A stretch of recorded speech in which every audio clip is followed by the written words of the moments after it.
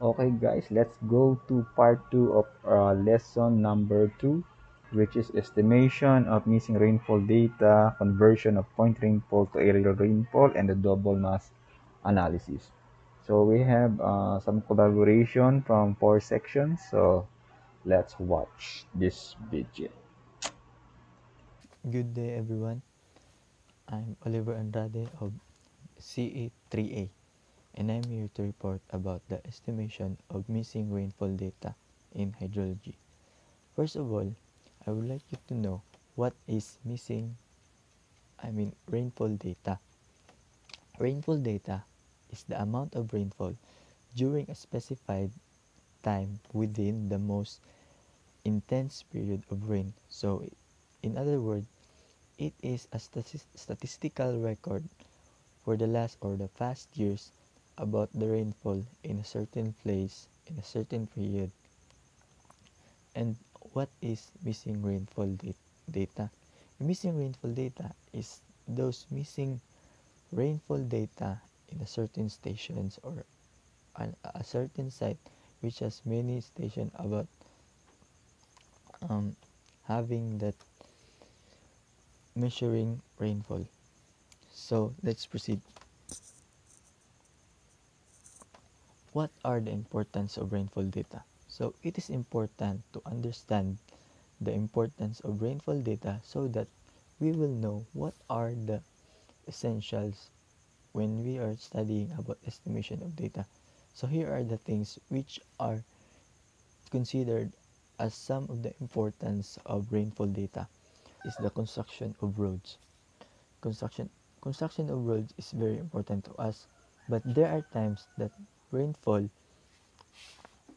mm, have make its effect because when too much rainfall have done, the saturation of water in the soil makes the soil become unworkable. So this could be another problem because it will lead into suspension of the work in the construction of roads. So this will be a problem for our builders, especially for us as a future engineers.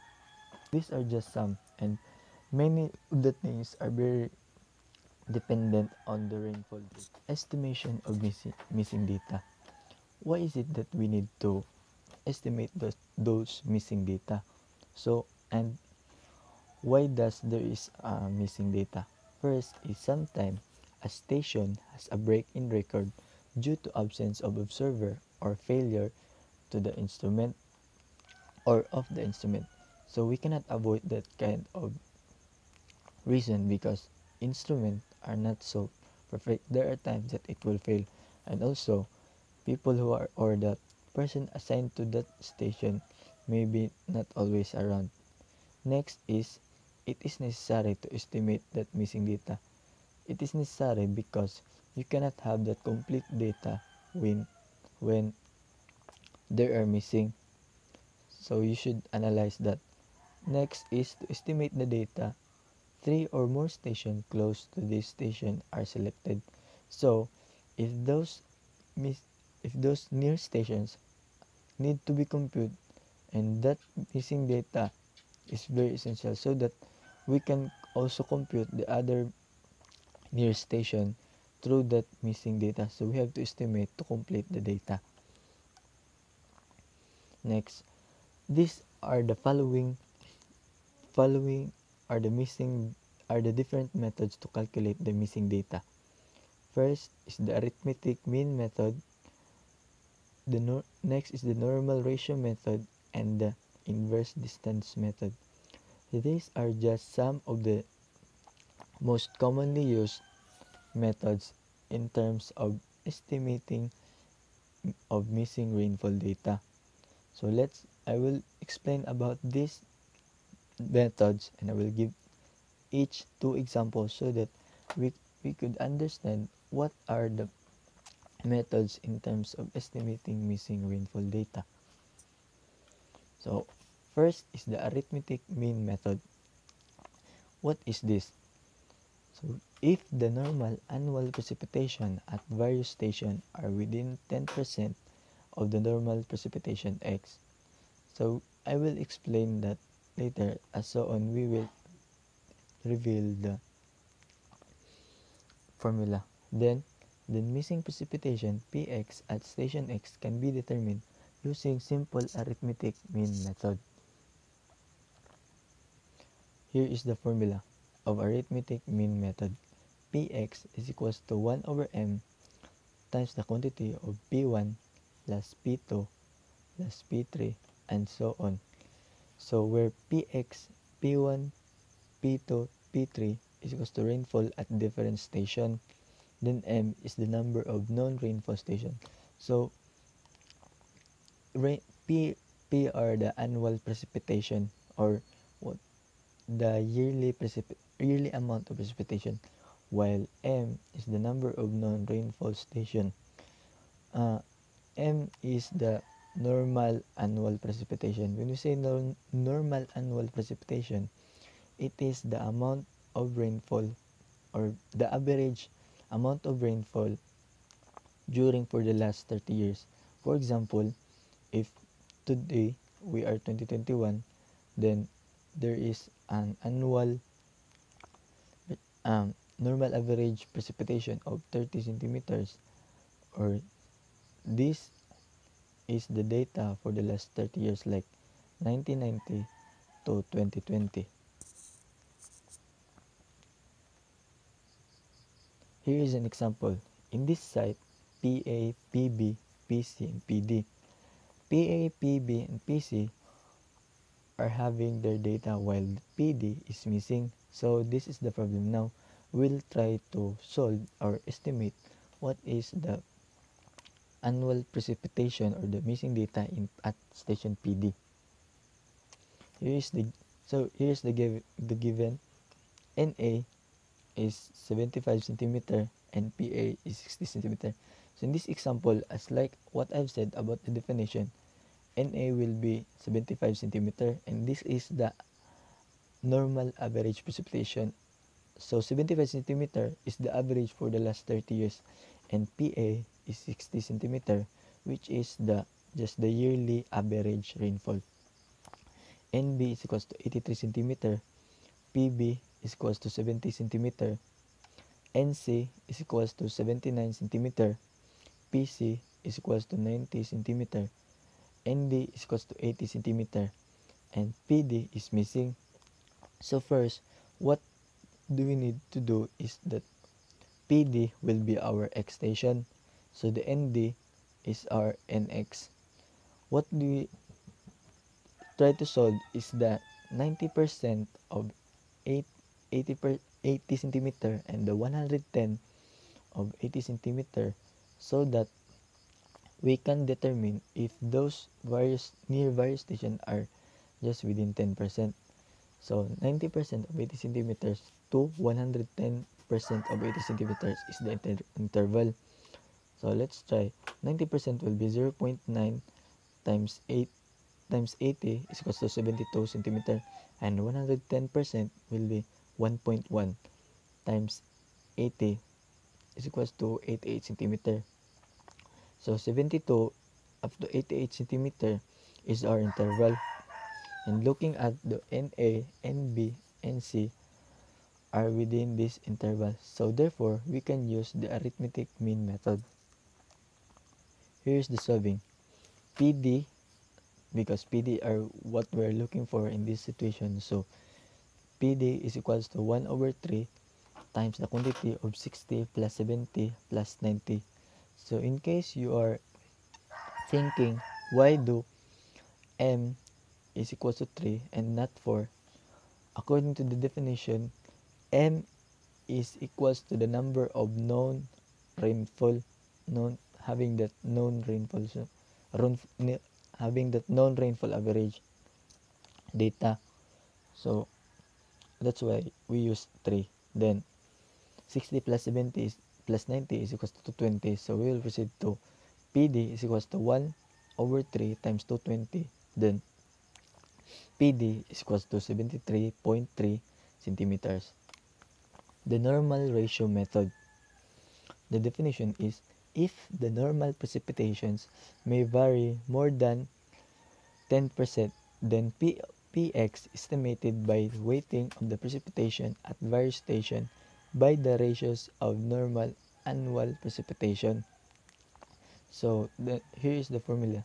The normal ratio method gives Px as Px is equals to Nx over 3 times the quantity of P1 over N1 plus P2 over N2 and P3 over N3. So Nx here is the station where there is a missing rainfall data. Here is an example of a site. So PA, PB, and PC having that rainfall data, then PD is what we're looking for. So here's the table.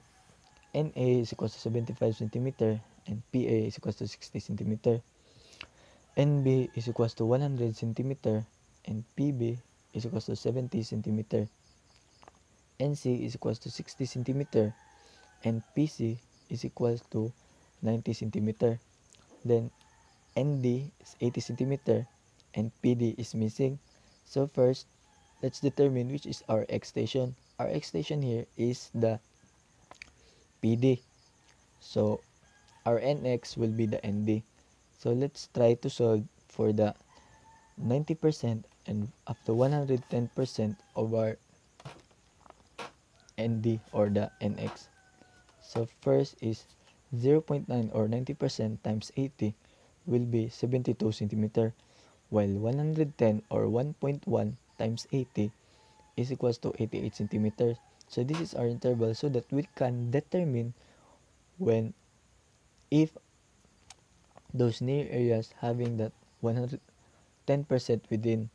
So obviously 75, 100 centimeter and 60 centimeters are not within this interval. So therefore we will use the normal ratio method. So we cannot use that simple arithmetic mean method anymore. So here is the substitution for the formula. So PD is equals to ND over 3 times PA over NA plus PB over NB and PC over NC. PD is equals to 80 over 3 because ND is our 8 is equal to 80, then times to the quantity of 60 over 75. 60 over 75 is our PA and NA, then 70 over 100 is PV over NB, then 90 over 60 is equals to PC over NC. Anyway, we can also still do that in any order. So next is PD will be 80 over 3. So inside that quantity, the total is 3. So we can just cancel out the 3. So the answer will be PD is equals to 80 centimeter. So another method, the inverse distance method. So kini siya nga method, kuha mo ni siya, dili na kinahanglan to ang normal rainfall nga data or katong mga gikan sa 30 years nga data, itong mga N of A, N of B, mga inana. So wala na, ang kailangan lang diri nga kuan is ang data sa uban station and the coordinates. So in this method, the coordinate of the missing station is taken 00. So the missing rainfall of the rainfall data of the station X is given by. So pagkuha nimo sa rainfall, so mao ni ang formula general. So summation of P of I times WI. So katong tawag na ko nga inverse sa distance times sa katong given nga data sa uban station over the summation gyapon sa inverse sa distance from the station nga nawala up to station nga imong gikuhaan og data. Okay, so example for inverse methods. So we have here the problem. In a river basin, station A was inoperative during a storm, so while station B, C, D, and E surrounding A were in operation, so registering 74 cm, 88, 71, and 80 cm of precipitation, respectively. So the coordinates of B, C, and D and E are given. So the coordinates A as 0, 0. To estimate the missing storm precipitation of station A by the inverse distance method. So automatic kung anong rain gauge yung walang data, so yun yung gagawin 0, 0. So sa graph, we'll try to plot the graph of every station. So from here 0, 0. Then plot B, so we have the coordinate C, D, and E. Okay. Yan. So first solution, we will compute for the distance. So we know that distance from point A to B, from A to B is x squared plus y squared. So the value of x is 9. So 9 squared plus y squared, that is equal to 6. So that will give you 9 squared plus 6 squared. So that is equal to 1117. So parang ano lang siya, Pythagorean theorem. So yan. Then you will also do from another station, d sub c, d sub d, and d sub e. So it will give you these values. Then for the weightage, w, so itong w, the inverse of the distance. So yun lang. So 1 over 117 will give you this value. And for the WFC, WD, and WE, okay. And for the precipitation at A, or let's say at P of X, so that's just the summation of uh, each precipitation multiplied by the weight of each station divided by WI, or the weightage. So for number 1, we have this precipitation of, so that is 74 times 8.47, okay, plus 88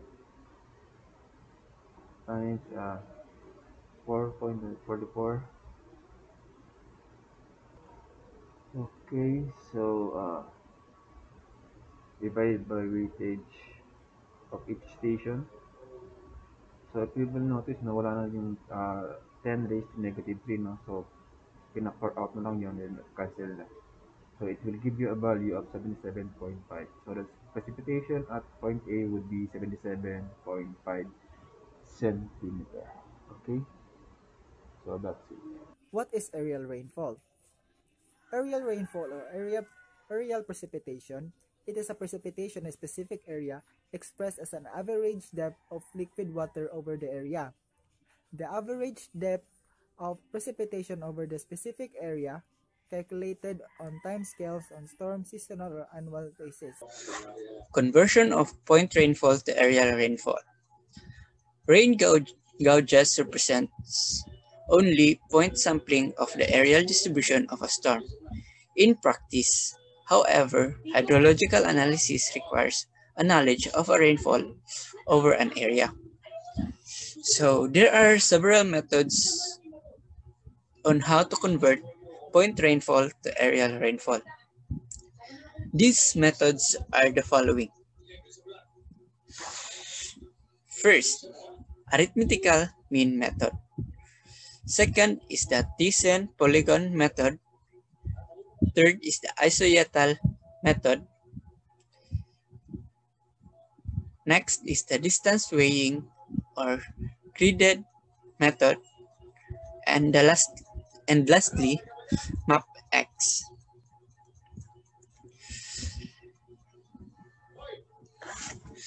First method, station average method or the arithmetic mean method. This technique calculates areal precipitation using arithmetic mean of all the point or areal measurements considered in the analysis. The arithmetic mean method uses only gauging station within the topographic basin and is calculated using this kind of formula. P equals P1 plus P2 plus Pn over n equals to summation of Pi, which is I is equals to 1 up to n over n. Or there are other formula or equation. P bar equals to 1 over n summation of Pi, which is I is equals to 1 up to n. This formula is the same with this formula, the first formula.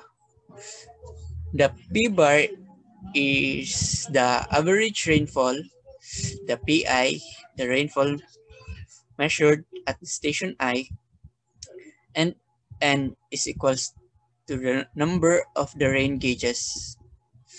So, so this equation will provide a reasonable accurate estimate if the gauging station over the watershed is uniformly spaced and there there is no orographic effect, and also the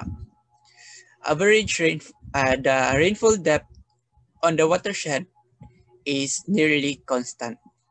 So next is Thyssen polygon method.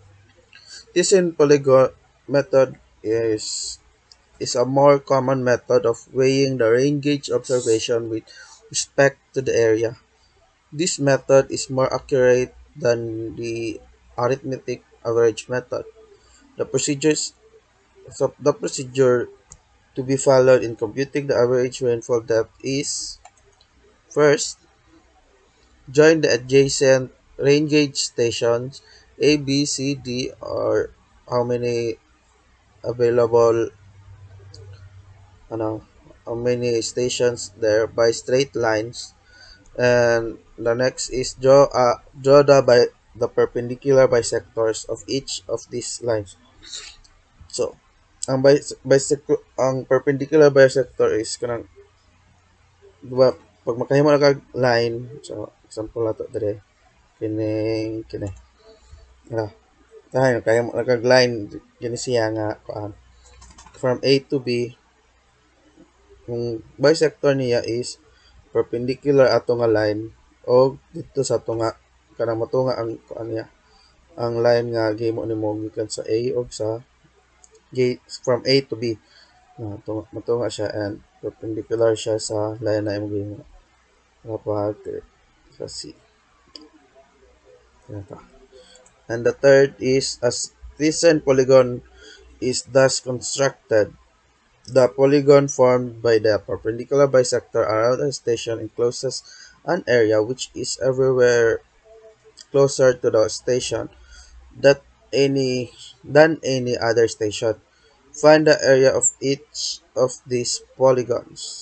So kini na morning station A, station B, station C, and station D. So kini mao ni atong unang gihimo nga line para ma-connect ang A ug B, ang B ug D, ang C and D, and so on. Na kana.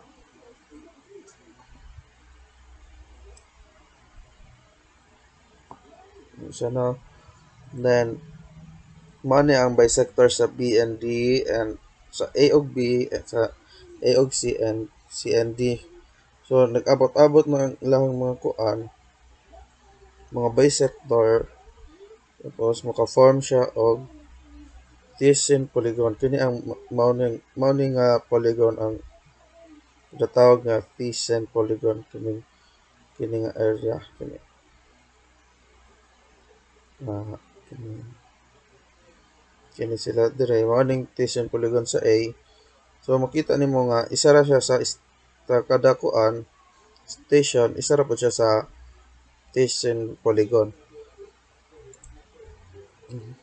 Multiply the area of each Thyssen polygon by the rainfall value of the enclosed station and find the summation of the area of the basin, then compute the average precipitation depth from the equation. So mao ni ang formula para sa makuha nato ang kini average precipitation at sa basin.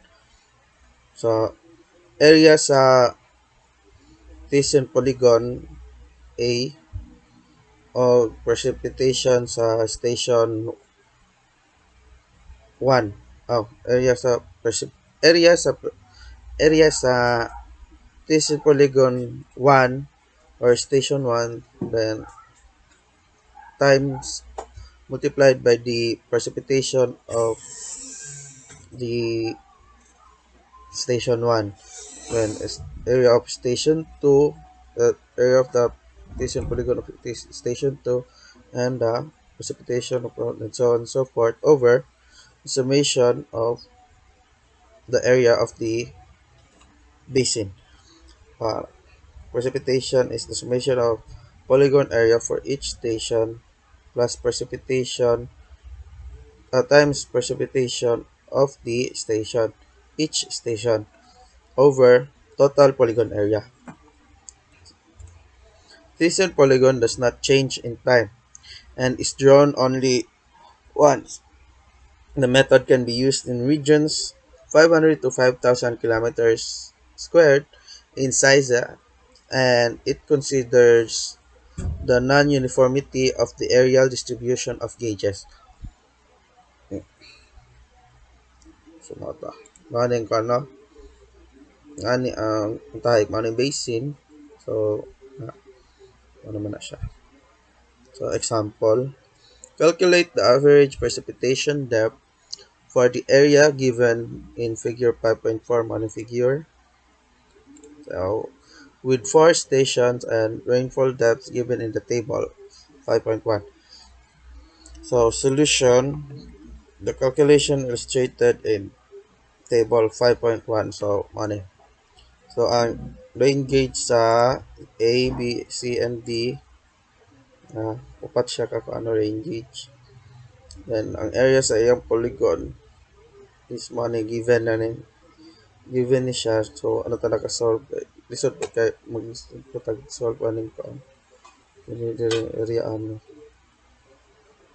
Let's go to the third method, which is the Acetal Method. This is a graphical technique which involves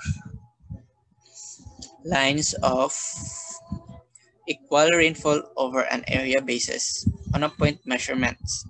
The magnitude and extent of the resultant rainfall areas of coverage are then considered versus the area in question. In order to estimate the precipitation value, an isohyet is a line joining point of equal rainfall magnitude. In the isolator method, the catchment area is drawn to scale and the rain gauge station are marked. The recorded values for which areal average P is to be determined are then marked on the plot at the appropriate station.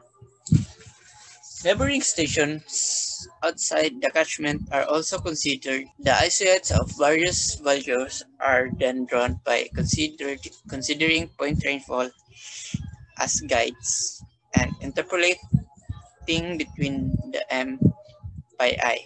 So this is the example catchment. Uh, the rain gauge station. These dots are the rain gauge station, and these lines is the isolate lines that is being drawn, and these lines will known the area 1, area 2, area 3, area 4, area 5, area 6. So this isolate line will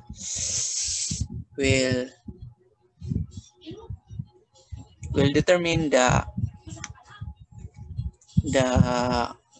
average rainfall. I no the point rainfall. So then in First, 10 mm, P1 is 20 mm, so on up to 70 mm. Next, the steps for the Acetal method. First is draw line of equal precipitation or rainfall associate. So this is the drawn line. Second, estimate the precipitation between the isolates. Second, determine the area between the isolates. Or third, determine the area between the isolates. Fourth, multiply step 2 and step 3 and sum the values. And lastly, divide the sum by the total area of the basin to get the area rainfall estimate. So this is the equation used on how to get the mean areal precipitation using the isolator method. So P equals P0 plus P1 over 2, or the average precipitation multiplied by the area up to Pn minus 1 plus Pn over 2 multiplied area n over the summation of, or A1 up to AN. So to simplify this equation, this is a summation of P1 minus 1 plus Pi over 2, which is I is equals to 1 up to n over A. P means the areal precipitation, A is the area, P1, P2 up to Pn is the precipitation depth for each station, A1, A2 up to AN is the area for each site. So fourth method is the distance weighing or graded. This is another station weighing technique. Sorry for that disturbance. Let me continue. Distance weighing or graded. This is another station weighing technique. A grid of point estimate is made based on a distance weighing scheme. Each observed point value is given a unique weight for each grid point based on the distance from the grid point in the question. The grid point precipitation value is calculated based on the sum of the individual station weight multiplied by observed station value. Once the grid points have all been estimated, they are summed, and the sum is divided by the number of grid points to obtain the areal average precipitation.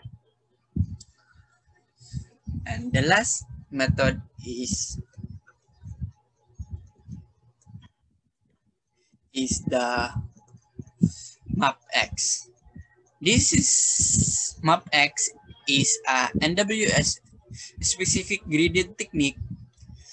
Areal runoff zone precipitation estimates are made using the 4x4 kilometer WSR-88D 1 hourly graded precipitation estimate. The arithmetic mean calculation technique is used to average the grid point estimate. So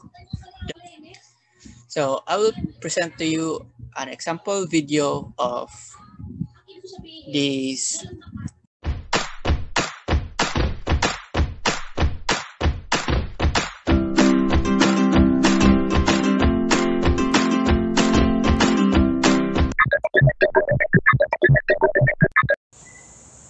Hi, my name is Amy V. Rondes and my report is about double mass analysis. Double mass analysis is a test for consistency of record or for rain gauge inconsistency. Ginagamit po siya para matukoy nato kung need ba og corrections or dili na. This method is based on the hypothesis that each item of the recorded data of a population is consistent. So there are common causes of inconsistency. Number 1 is shifting of new location. Number 2 is change of data caused by its nearby stations. Number 3 is because of natural phenomena like forest fire, landslides, and etc. And number 4 is the observational error.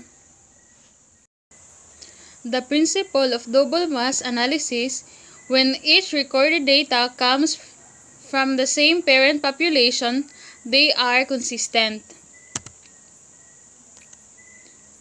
The applicability of double mass analysis are: number 1, base stations should be located relatively close. Number 2, method should not be used in mountainous areas. And number 3 is method should be only used for long-term adjustment. So, station consistency is evaluated using a double mass analysis. An example of double mass analysis is a double mass plot or double mass curve. The double mass curve is obtained by plotting on the x-axis the average accumulated precipitation of nearby stations. On the y-axis, it is the accumulated precipitation of the station under consideration. So, things to remember in solving double mass analysis are: the data should be arranged from recent to past. Part of the curve which lies in the straight line requires no correction. So, ang mga part nga nasa straight line, kay di na siya kinahanglan og correction. All data lying after the deviation point from the straight line requires correction. So, kung ang inani kay straight line, tapos ang sumpay niya kay nibawg na, so ang katong nibawg na, kay kinahanglan siya i-correct or kanang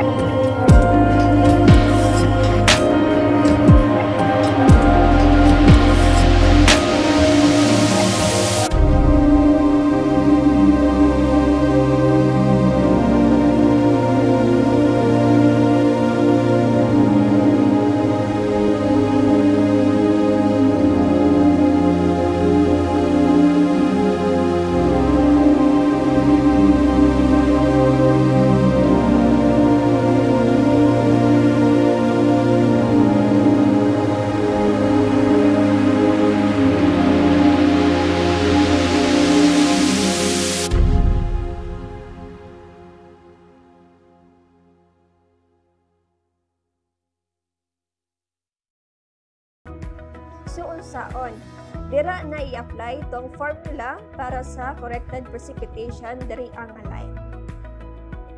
So kung may apply na tong formula, dira na ma-adapt kaning existing line diri kaning broken lines. So kana, let's proceed to our next slide. Annual rainfall data for Station B, as well as the average annual rainfall values for a group of 10 neighborhood stations located in a meteorologically homogeneous region are given below. Test the consistency of the annual rainfall data of Station B and correct the record if there is any discrepancy. Estimate the mean annual precipitation at Station B. So these are the given data.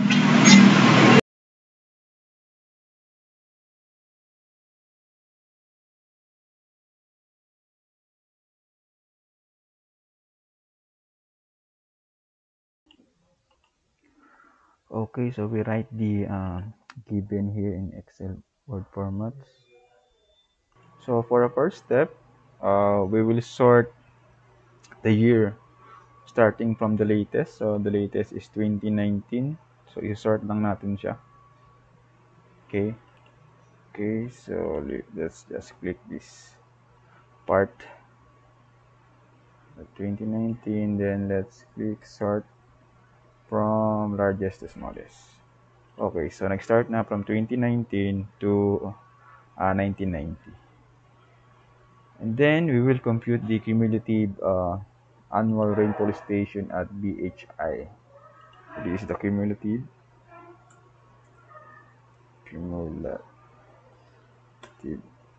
annual rainfall.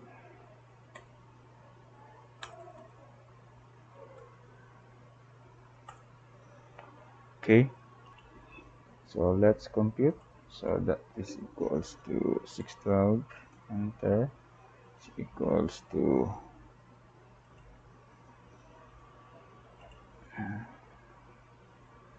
yeah.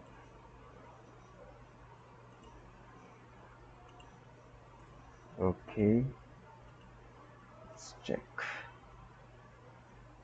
Oh, yeah, 15,000. Then copy paste natin to. We'll see. Okay. Okay, so next step is to plot. So let's insert a graph. So we'll first change this from here. Okay, then insert graph.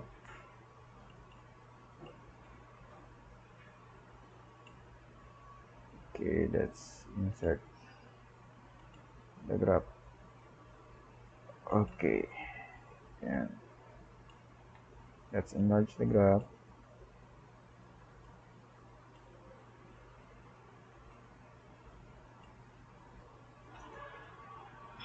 Then let's analyze the breakpoint. Kung saan ba dito ang nag-break. Okay, so here's the graph. Now let's insert a straight line.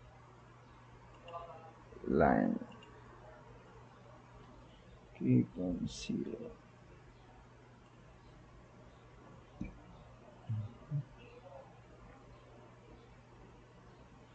Okay.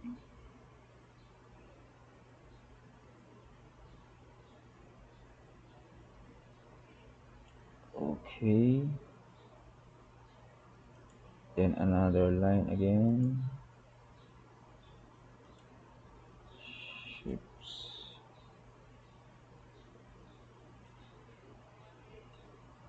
Here.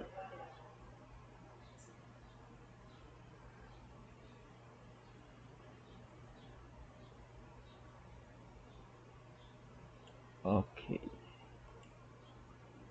Alright. So these are the two lines.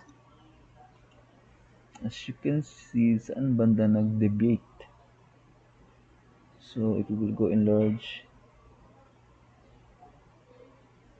So this point. So from this point, nagbago na siya ng trend line. So this value, okay. Pwede din dito.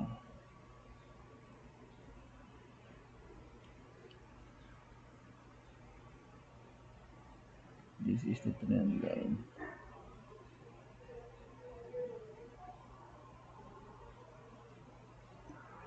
Okay. So let's adjust.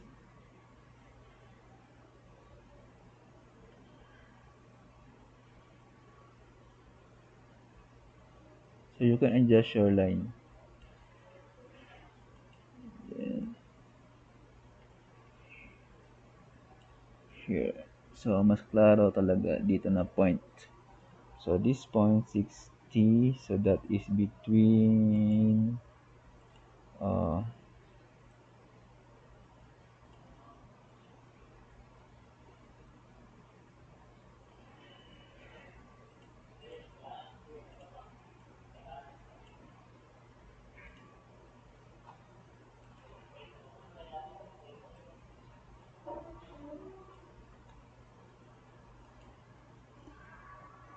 that is between 2009. So now we will compute the MC using the data from breakpoint. So from 2009, the breakpoint is 2009. So disregard natin na part.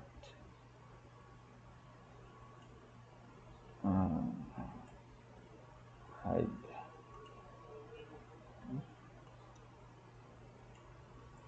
So hanggang 2009 lang tayo. Okay, we'll compute for the x times and the x squared. Okay, so that is equals to cumulative average times the cumulative annual rainfall.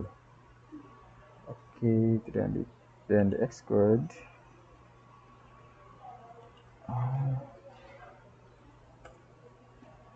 Okay, then drag lang natin down. Okay, so that's it.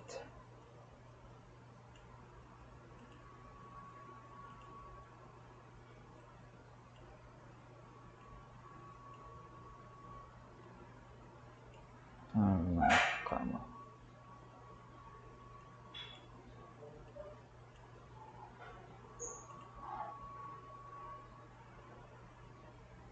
Okay, then kukuha natin yung sum nila. Let's compute the sum. So cumulative equals to sum.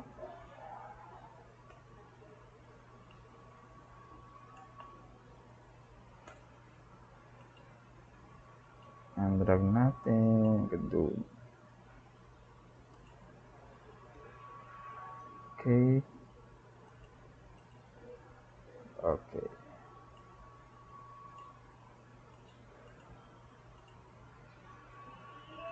So we can now compute for the value of MC, which is the corrected slope of double mass curve. So we'll be using this formula, MC. So that is equals to how many n? We have 1, 2, 3, 4, 5, 6, 7, 8, 9, 10, 11. So 11 multiplied by summation of xy. Okay, minus summation of dx. So this is dx value.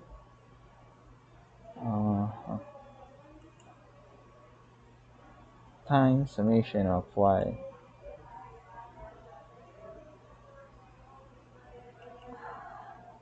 Divided by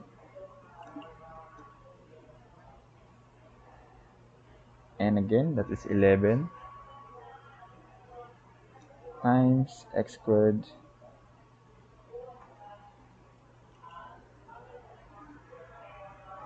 okay minus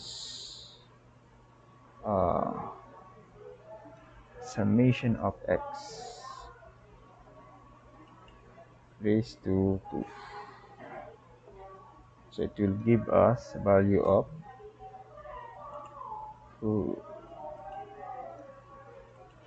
1.0295. Okay, so for the fourth step, we will compute for the value of MA. MA is the original slope of double mass curve. So please take note that this is our original formula, MC over MA. So the original slope of the double mass curve. So from 2008 to 1990. Okay, this is the MC. Isa-sum natin yun. So kung natin yung sum nito,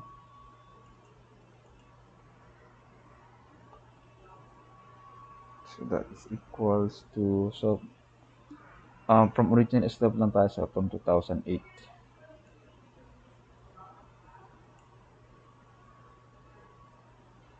I forgot. Then let's drag. Okay.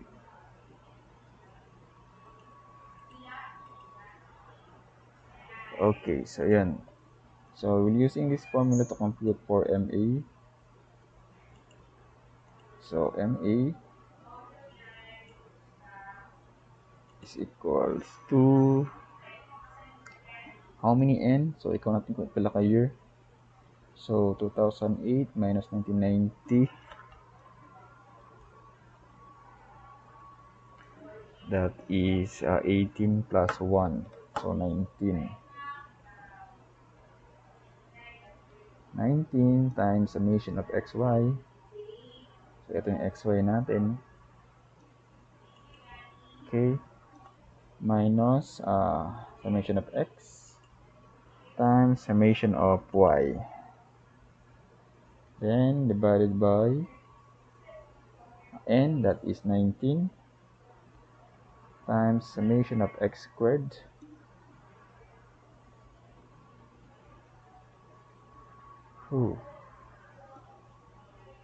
x squared minus summation of x raised to 2. Okay, so it will give us a value of 0.8779.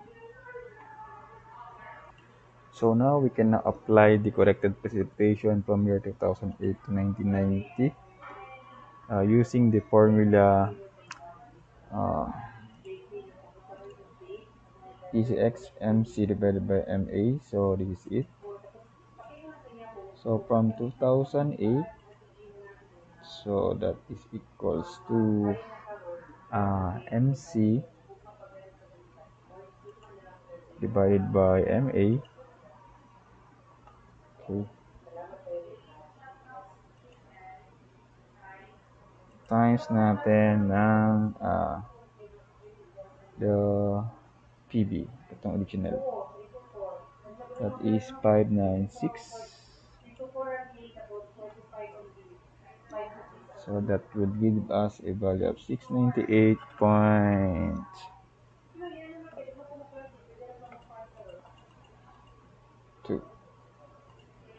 Okay. So ayan. Then let's drag over. Okay, let's check kung tama ba. So this is now the adjusted value.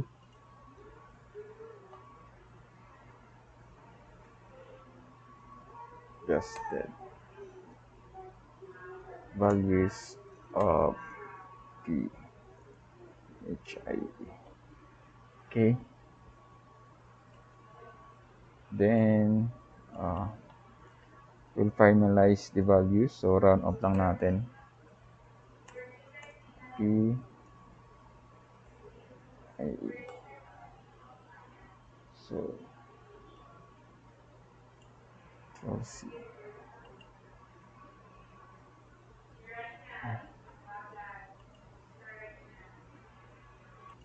So, ayan. Round up lang natin yung value. Then, from 2009, Control C, copy natin.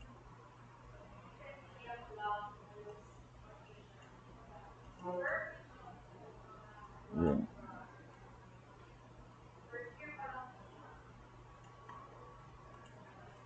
Okay, we'll compute the total P.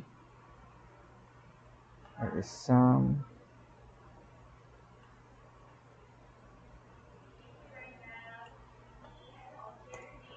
is equal to 19,004. Then we compute the mean divided by pila ka year tanan, that is 30 years. 633. So this is now the mean of P BHIE. Okay, so that's it. So this is now the final value of P.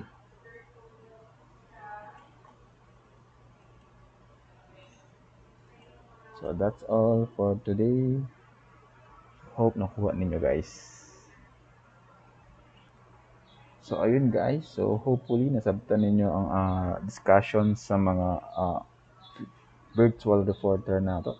So I'd like to thank you sa mga contributors sa atong video lectures.